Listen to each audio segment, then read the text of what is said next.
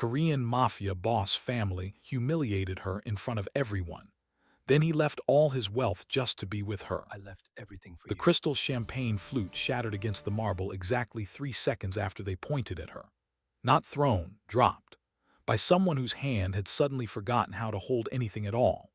In the Grand Lotus Hotel's private dining hall, 7 members of the Kwon family stood in a semicircle around a woman who didn't belong there, their fingers extended like loaded weapons, their voices sharp with disgust they didn't bother hiding. She stood perfectly still, arms crossed, meeting their eyes one by one. No tears, no flinching, just that unnerving calm that made people wonder what she'd already survived to stand like that now. At the head of the table, Min-jun Kwon hadn't moved. He watched the scene with the same expression he wore during business executions, complete neutrality that somehow felt more dangerous than rage. His mother was still talking, listing reasons in Korean, the reasons this woman had no right to exist in their world, let alone stand in their presence. But he wasn't listening anymore. He was doing calculations, the kind that ended with bodies or empires, sometimes both. The question everyone in that room wanted answered, but nobody dared ask out loud. What happens when the most powerful man in Seoul's underworld has to choose between the family that made him untouchable and the woman who made him feel something worse than fear? If you stay until the end, you'll see exactly what he chose and what it cost him. Min-jun built his empire the way his grandfather taught him, brick by brick, silence by silence, consequence by consequence. By 34, he controlled half the shipping routes in East Asia, owned politicians the way other men own watches, and had eliminated 17 direct threats to his family's position. People called him the Ice Prince, but that wasn't quite right. Ice could melt. Min-jun simply didn't thaw. The Kwon family compound occupied 8 acres in Gangnam, surrounded by walls that had never been breached. Inside those walls, loyalty wasn't requested, it was assumed, inherited and enforced. 3 generations of blood and power, tradition maintained through methods polite society pretended didn't exist. Min-jun was being groomed to lead it all. His engagement to the daughter of the Park Syndicate had been arranged since childhood. The wedding was 14 months away. Everything was proceeding exactly as planned. Then Naomi Carter walked into the Wang Technologies negotiation meeting, and Min-jun's entire operational framework encountered its first significant miscalculation. She wasn't supposed to be there. The American consulting firm had sent their senior partner, an anxious white man named Richardson who kept adjusting his tie. Naomi was listed as a junior analyst, but 15 minutes into Richardson's stumbling presentation, she'd quietly stood, walked to the whiteboard, and restructured their entire proposal with 4 diagrams and 11 sentences. No apology for interrupting. No deference to hierarchy. Just competence delivered with the kind of confidence that came from being underestimated so consistently, it had become predictable. Min-jun had attended the meeting as a formality. Wang Technologies was a front company for laundering his shipping revenue. He'd planned to stay 10 minutes, approve whatever needed approving, and leave. Instead, he stayed 90 minutes, asked Naomi 6 questions she answered without hesitation, and approved a deal structure that actually improved his operational efficiency by 18%. When his lieutenant asked afterward if they should run a background check on the analyst, Min-jun had said yes without explaining why he'd already decided she was coming back. Over the next 4 months, Naomi returned to Seoul 7 times for project consultations. Each visit followed the same pattern. Richardson would present updates, fumble through explanations, and eventually step aside while Naomi corrected his assumptions with the precision of someone who'd done her actual homework. Min-jun arranged for these meetings to happen more frequently than necessary. He told himself it was about operational efficiency. He didn't examine why he'd started having them scheduled in the evening, or why he'd begun dismissing his security detail for the final 30 minutes of each consultation. The 8th visit changed the pattern. Naomi arrived alone. Richardson had been reassigned. and she'd been promoted to senior partner. She delivered this information in the same even tone she used for everything, but Min-jun saw the subtext immediately. She'd been managing incompetent superiors for years, and they'd finally run out of ways to take credit for her work. "Congratulations," he'd said. "Thank you," she'd replied. "Now we can stop pretending you needed his approval for anything." It was the first personal observation she'd made in 4 months. Min-jun had smiled, an actual smile, not the calculated version he deployed during negotiations, and suggested they discuss the new contract terms over dinner. Professional dinner became 3 hours at a private restaurant where Min-jun owned both the building and the silence of everyone who worked there. They talked about efficiency systems, risk assessment, and the psychology of negotiation. Naomi asked intelligent questions about Korean business culture. Min-jun didn't mention that most of his business wasn't legal, and she didn't pretend not to notice the deference with which staff and passing strangers treated him. At the end of the night, standing by the car that would take her back to her hotel, she'd finally addressed it directly. "You're not just a businessman," she said, "not a question." Min-jun had spent 20 years perfecting the art of deflection. Instead, he said, "No." "Should I be concerned?" "Probably." She'd studied his face for a long moment, and Min-jun had the strange experience of being genuinely uncertain what someone would do next. Then she'd said, "Same time next week." "Yes." That was the moment Min-jun should have stopped, but he didn't. Weekly dinners became the most dangerous routine of his life, not because of external threats, those he could manage, but because Naomi Carter saw him with a clarity that bypassed every defense mechanism he'd spent decades constructing. She never asked about his family business directly, but her questions revealed understanding.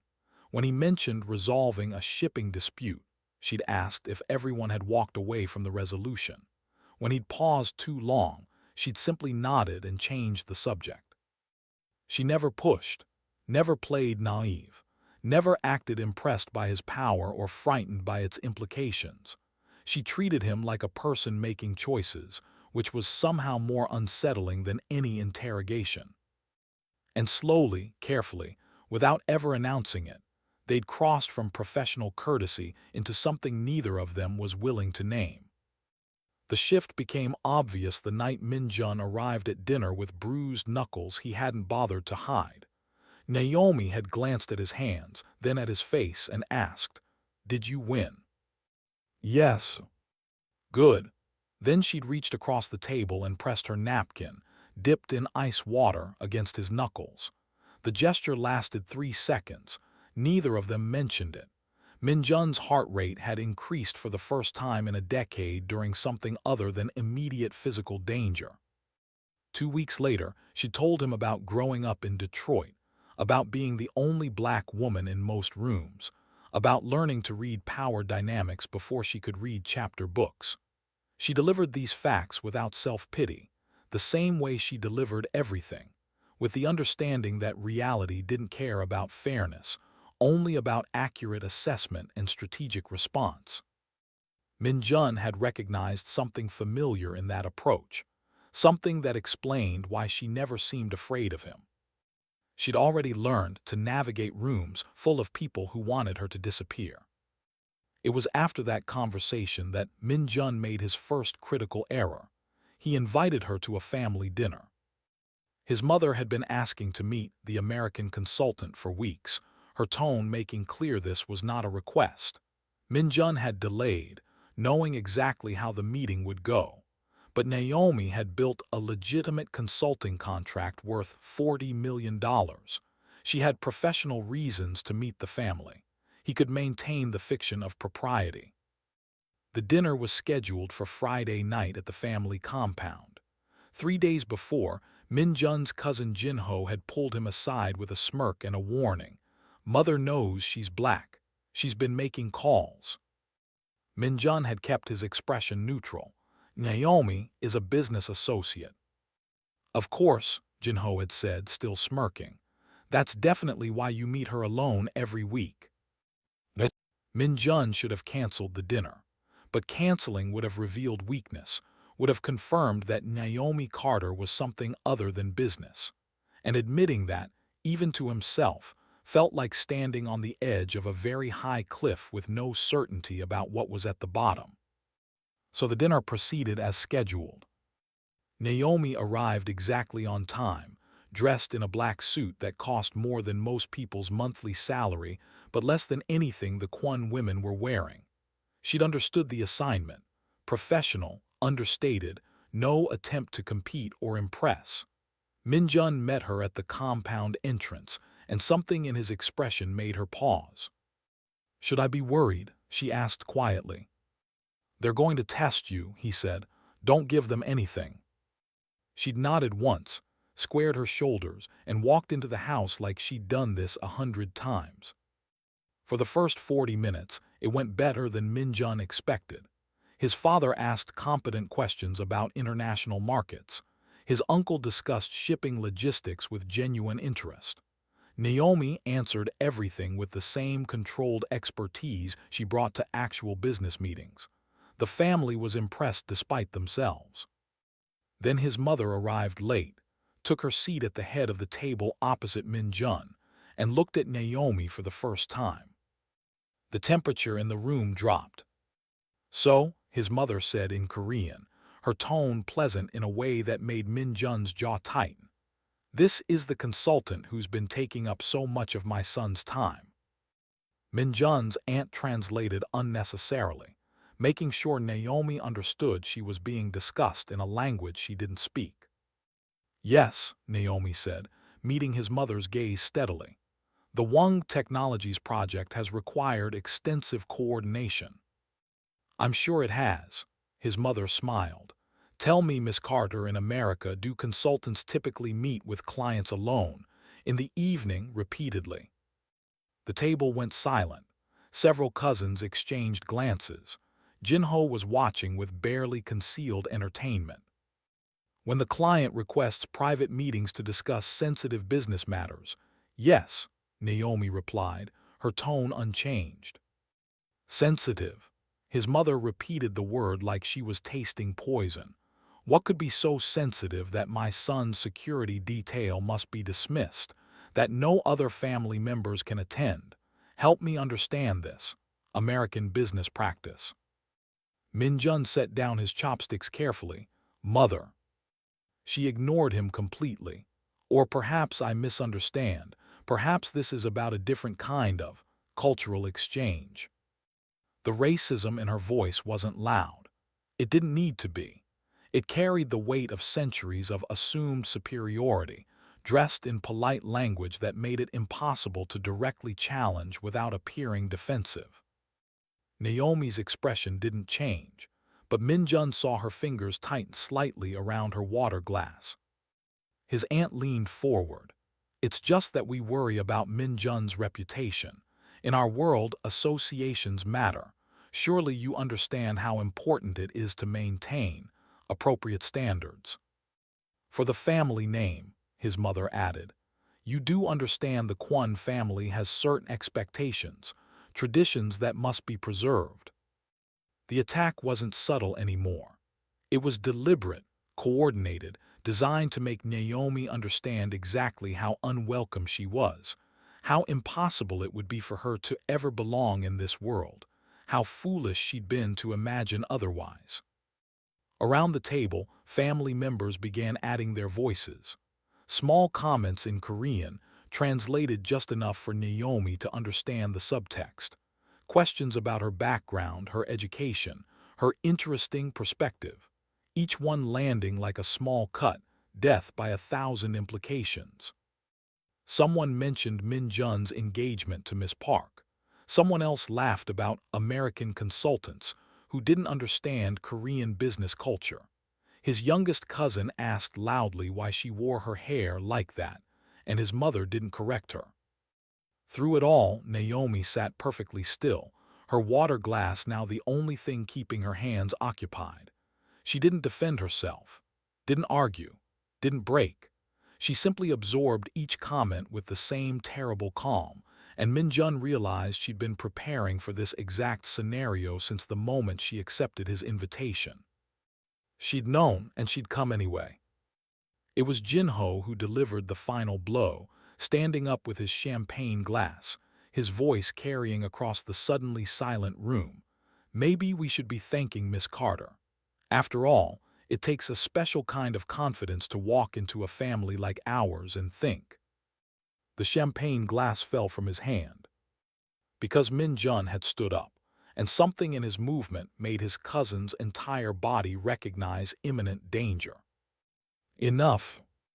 Min-jun's voice was quiet, conversational almost, but every person at that table had decades of experience reading his moods, and they all went absolutely still. He looked at his mother first. "You've made your position clear." Then at his aunt. "Your concerns are noted." Then at each family member who'd participated, his gaze moving across them like a targeting system. "This discussion is over." His mother stood slowly, her face tight with fury. "Min-jun, sit down. We're not finished." "You are." He turned to Naomi, who was watching him with an expression he couldn't quite read. "We're leaving." Min-jun, his father's voice, the first time he'd spoken in 20 minutes. "If you walk out of this house with that woman, you will be making a choice. You understand what that means." Min-jun understood perfectly. Leaving with Naomi, after this confrontation, after his family had drawn such clear battle lines, would be an act of open defiance. It would signal that she was more than a business associate, more than a temporary interest. It would announce to everyone in the family, in the entire organization, that he was choosing her over them. It would start a war. He held his father's gaze. "I understand." Then he walked around the table, stopped beside Naomi's chair, and extended his hand. For 3 seconds she didn't move. Min-jun could see her running the same calculations he'd just finished. She knew what this gesture meant, what it would cost, what it would start. She knew he was offering her a position in a war she'd never asked to fight. She took his hand and stood. The walk from the dining hall to the compound entrance was the longest of Min-jun's life. Behind them, his mother's voice rose in fury, family members shouted questions, and his father said something in Korean that sounded like a prophecy or a threat. None of them followed. No one physically stopped them, because despite everything, they all understood that putting hands on Min-jun without his permission was still, even now, a fatal mistake. Outside, the night air was cold. Min-jun's car was waiting, his driver's face carefully blank. He opened the door for Naomi first, and she slid in without a word. Min-jun followed, and the door closed, sealing them into sudden, complete silence. The car pulled away from the compound. Through the rear window, Min-jun could see lights blazing in every room as his family converged for emergency discussions about what he'd just done. Beside him, Naomi was staring at her hands, her breathing carefully controlled. "I'm sorry," Min-jun said quietly. She looked at him then, really looked at him, and Min-jun saw something in her expression he'd never seen before. Not fear, not anger, but a kind of weary recognition. "No," she said, "you're not sorry it happened. You're sorry I saw who they really are." She was right. He'd known exactly how his family would react. He'd invited her anyway, some part of him needing her to see it, needing to know if she'd run. She hadn't run, but something had shifted in her eyes. "Take me to my hotel," she said. "Naomi, please." Min-jun told the driver to change course. They drove in silence through Seoul's nighttime streets, and Min-jun felt the weight of what he'd just started pressing down on him like physical mass. He'd defied his family. He'd chosen her in front of everyone who mattered. He'd drawn a line that couldn't be uncrossed. And he still didn't know if she wanted him to. The car stopped outside her hotel. Naomi reached for the door handle, then paused. "What happens now?" she asked. "With your family?" Min-jun considered lying, offering some reassurance that would make this easier. Instead, he told her the truth. War. She nodded slowly, like this confirmed something she'd already suspected.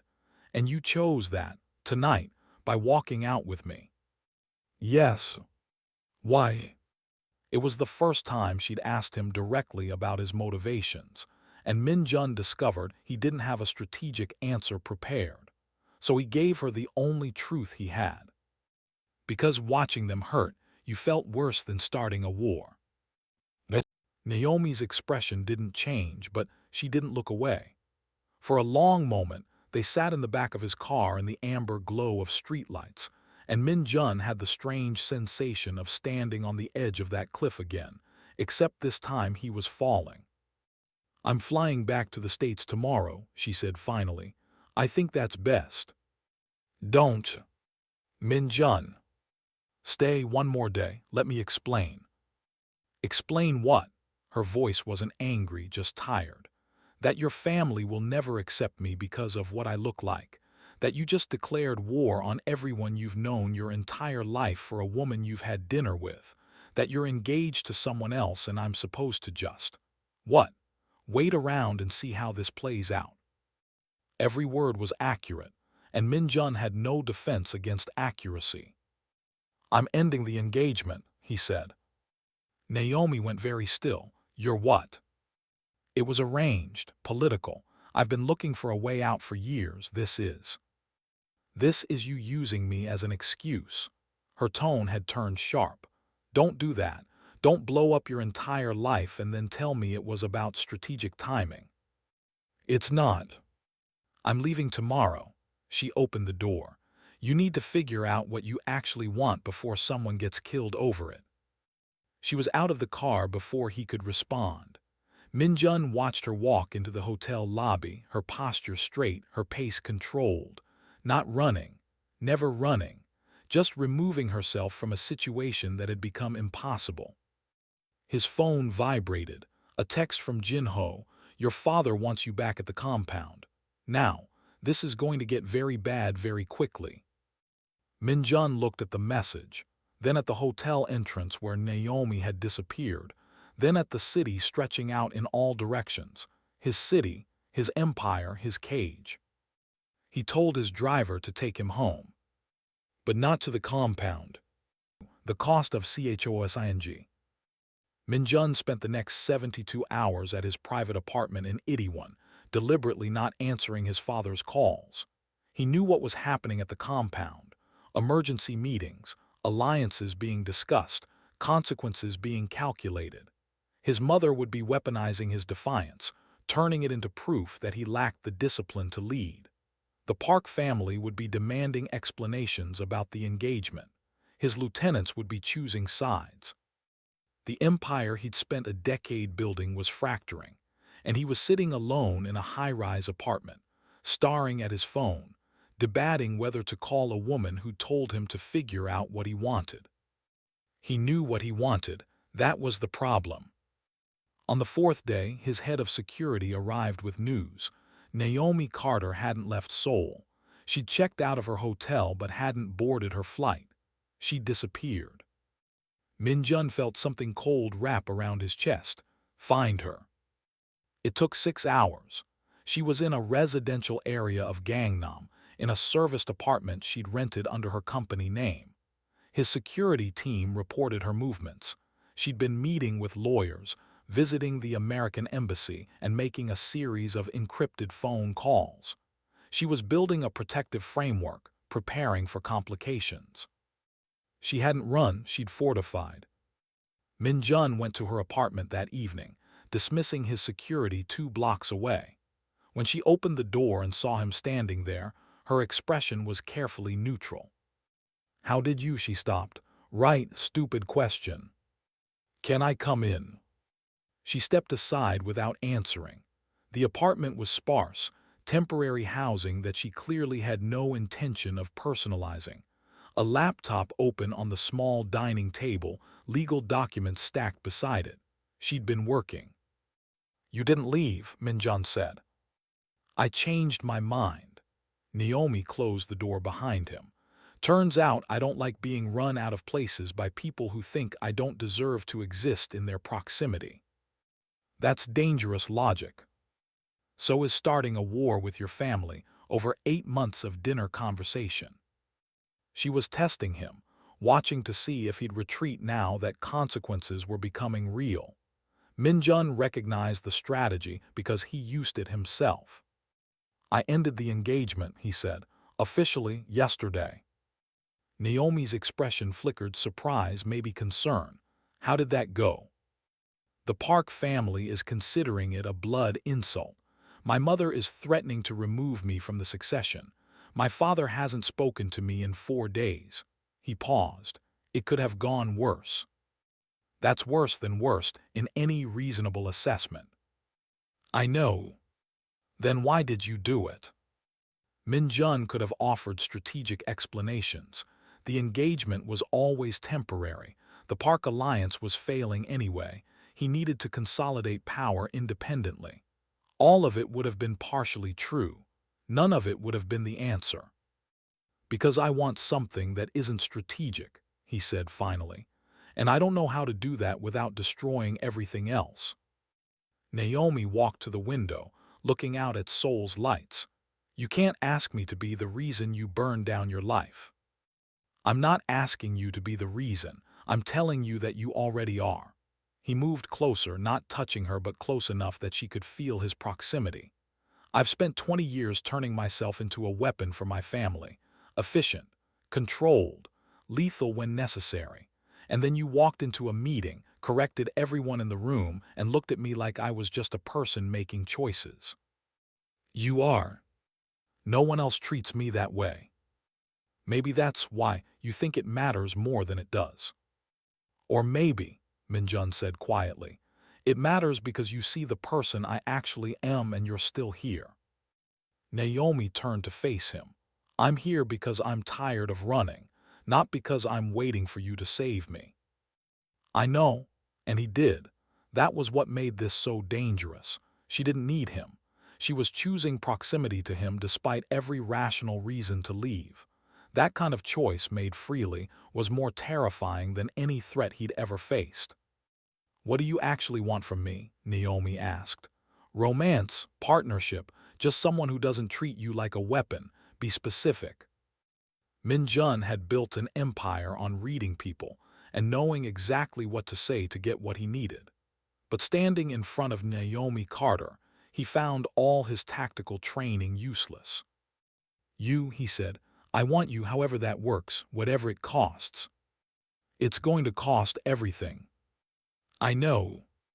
She studied his face for a long moment, and Min-jun had the sense of being assessed by someone who saw straight through every defense he'd ever constructed. Finally, she said, "Okay." "Okay. I'm staying, we're doing this." She stepped closer. "But I need you to understand something. I'm not fighting your family for you. I'm not playing politics or picking sides. If I'm here because I choose to be, and the second that stops being true, I'm gone." "Understood." "And you need to understand that I'm black in a country that's going to have opinions about that, in a family that's made their racism very clear. And I'm not going to apologize for existing or make myself smaller to fit into spaces that don't want me." "I wouldn't ask you to." "You say that now," Naomi said. "Wait until keeping me around starts costing you power." Min-jun reached up, touching her face with a gentleness that felt foreign to his own hands. "You're already costing me power. That math was done 4 days ago." She leaned into his touch slightly, and Min-jun felt something in his chest loosen and tighten at the same time. Then she pulled back, practical even now. "We need to be smart about this," she said. "Your family isn't going to accept defeat quietly." She was right, and events proved it faster than either of them anticipated. 2 days later, Min-jun received a summons to the compound, formal, undeniable, delivered by 3 of his father's most senior lieutenants. The message was clear. This wasn't a request, and not attending would be considered open rebellion. Naomi wanted to come with him. Min-jun refused. "This isn't negotiation," he'd told her. "This is judgment. They're not going to hurt me, I'm still too valuable, but you're not protected." "I'm not hiding." "This isn't about hiding. It's about not giving them targets they can actually hit. He'd gripped her shoulders, making sure she understood. I need you to be safe, please. She'd agreed reluctantly, and Min-jun left her at the apartment with two of his most trusted security personnel with explicit instructions. If anything happened to him, get her to the American embassy immediately. The compound was full when he arrived. Not just family, lieutenants, associates, allied syndicate representatives. This wasn't a family meeting. This was a trial. His father sat at the head of the main hall, his mother to his right, the Park family patriarch to his left. The symbolism was clear. Min-jun had insulted both families. And both families were united in demanding consequences. For 90 minutes, they laid out his transgressions, disrespecting the engagement agreement, choosing an outsider over family, creating vulnerability through emotional attachment, demonstrating weakness that could be exploited by enemies. The Park patriarch called him compromised. His mother called him disgraceful. Various lieutenants added concerns about his judgment and reliability. Min-jun stood through all of it, silent, letting them exhaust their accusations. He'd learned long ago that defending yourself during these proceedings only extended them. Better to let them finish, then respond once. Finally, his father spoke. Do you have anything to say? Yes. Min-jun looked around the room, meeting eyes systematically. I understand your concerns. I've violated tradition, broken an engagement agreement, and introduced complications into our operations. All of this is true. He paused. I'm not apologizing for any of it. The room erupted. His mother stood, shouting. The Park patriarch demanded immediate restitution. Lieutenants argued over consequences. Through it all, Min-jun kept his eyes on his father, who was watching him with an expression Min-jun couldn't quite read. When the noise died down, his father asked quietly, You understand what you're choosing? The isolation, the loss of standing, the possibility that you're destroying your position for a woman who may not even stay. I understand. And you're choosing this anyway. I already chose it 4 days ago. Tonight is just confirmation. His father leaned back, and for just a moment, something like disappointment crossed his face. Then you leave me no choice. Until you end this relationship and make appropriate amends to the Park family, you're removed from all operational decisions. Your accounts are frozen. Your properties revert to family control. You will retain your title as my son, but you will have no authority within this organization. It was better than Min-jun had expected. Exile instead of execution, marginalization instead of elimination. But it was still devastating. Everything he'd built gone. All his power stripped away. He'd become exactly what Naomi had warned about, a man who destroyed his empire for a woman he'd known less than a year.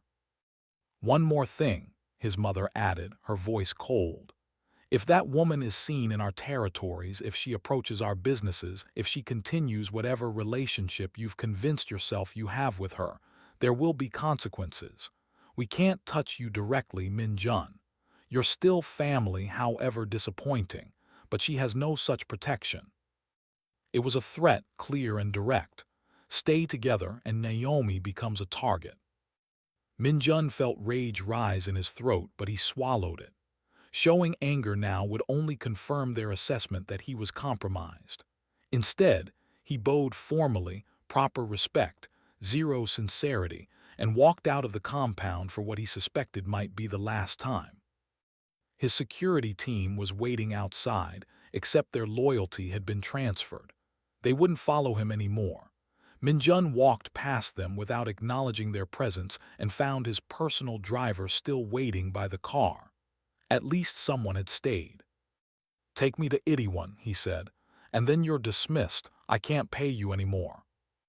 The driver, an older man who'd worked for the family 30 years, met his eyes in the rearview mirror. With respect, sir, I'm paid enough. Where are we really going? Min-jun felt something crack in his chest. The serviced apartments on Gangnam Road. The driver nodded and pulled away from the compound. Naomi opened the door before he could knock, took one look at his face and said, "How bad?" "I'm out, everything's frozen. They're threatening you directly." She absorbed this information with a slow nod. "So we leave." "Leave?" "Seoul, Korea, this entire situation." She stepped back, letting him in. "I have savings. You have skills that are transferable even if your family doesn't want to admit it. We go somewhere else, start over." Min-jun stared at her.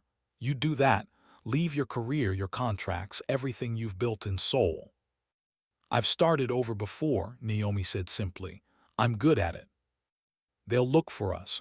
My family doesn't forgive this kind of defiance." "Then we'll be careful." She moved to the table, opening her laptop. "I've been researching options. Singapore has strong legal protections and extradition complexities. The U.S. has jurisdictional barriers they'd need to navigate. We could." "Stop." She looked up. Min-jun crossed the room, took her face in his hands, and kissed her for the first time. It was careful, almost hesitant. This man who'd never hesitated in his life, suddenly uncertain about whether he was allowed this one thing. Naomi kissed him back, and Min-jun felt every defense mechanism he'd ever built collapse into something that felt terrifyingly like hope. When they broke apart, she said quietly, "You're sure?" "I destroyed my entire life 4 days ago," Min-jun replied. "I'm not backing out now because it actually costs something." She smiled, small, real, transformative. "Then we should probably leave the country before your family changes their mind about not killing you." They packed in silence, coordinating like partners in a tactical operation. Naomi had already prepared bug-out bags, established emergency contacts, and researched safe routes. Min-jun made 3 calls to people he still trusted, liquidating hidden assets his family didn't know about. Between them, they had enough resources to disappear for at least 6 months. At 3 a.m., they left Seoul in an unmarked car driven by Min-jun's loyal driver, who'd insisted on getting them to the airport safely before retiring. At the airport, they split up, Min-jun traveling under a secondary identity, Naomi using her legitimate passport but flying to a different destination. They'd meet in Singapore in 14 hours. Min-jun made it through security, settled into his seat, and felt the plane lift into the air. Below him, Seoul's lights spread out like a constellation, the city that had made him who he was, now lost to him completely. He thought about his father's face during the trial, the disappointment that had been mixed with something else, maybe understanding, maybe envy. He thought about his mother's threats, his family's unified rejection, the empire he'd walked away from. Then he thought about Naomi's expression when she'd opened the door earlier, the way she'd immediately started planning their escape, the kiss that had felt like falling and being caught at the same time. He'd spent 20 years becoming powerful enough to protect his family. It turned out that protecting the person who actually mattered required giving all that power away. The math seemed impossible, but somehow it balanced. 14 hours later, Min-jun walked through Singapore Changi Airport and found Naomi waiting by the information desk, exactly where she'd said she'd be. She looked tired, alert, and real in a way that made all his tactical training recognize this as the only strategic choice that had ever actually mattered. "You made it," she said. "Did you doubt?" "A little." She picked up her bag. "I booked us a hotel, nothing fancy, paid in cash. Tomorrow we figure out what normal people do for work." Min-jun took her bag, adding it to his own. "I'm not sure I remember how to be normal." "Good," Naomi said, taking his hand. "I never liked normal anyway." They walked through the airport together, 2 people who'd given up everything familiar to stand next to each other in a country neither of them belonged to. With no plan beyond tomorrow and no certainty about anything, except that being uncertain together was better than being powerful alone. Outside, the Singapore air was hot and humid. Naomi hailed a taxi, negotiated the fare, and gave the driver their destination. As they pulled away from the airport, Min-jun looked at her profile against the city lights. This woman who'd walked into his world, withstood his family's cruelty, and then rebuilt an escape plan in 3 days while he'd been having his empire stripped away. "I love you," he said quietly. She turned surprised. "What?" "I love you. I should have said it 4 days ago, or 8 months ago, or the first time you corrected everyone in that meeting and looked at me like I was just another person." Naomi's expression softened. "You know that's not a strategic advantage, right? Love doesn't give you leverage." "I know," Min-jun said. "That's why it's true."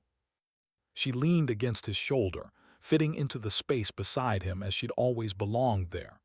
"I love you too, even though you're disaster-prone and have terrible family dynamics."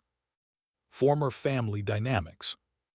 Fair correction, she laced her fingers through his. "So what now?" Min-jun looked out at Singapore's lights. At a city where no one knew his name or his history, where he could be anyone, where power was something you built instead of inherited.